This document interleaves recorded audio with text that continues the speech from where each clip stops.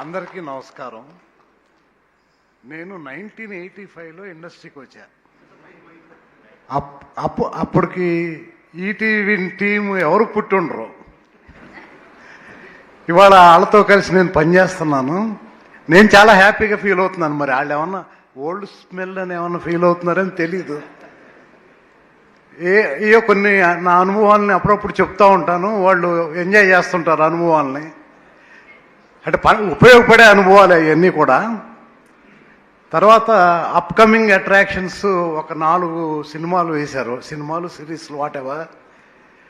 ఆ 4కి ఇంకో 8 జోడించి 12 సినిమాలు ట్రిపుల్ హ్యాట్రిక్ అవ్వాలని, ఆ ఫంక్షన్కి నేను రావాలని, ఆ 12లో 2 మా బ్యానర్ నుంచి ఉండాలని కోరుకుంటున్నాను.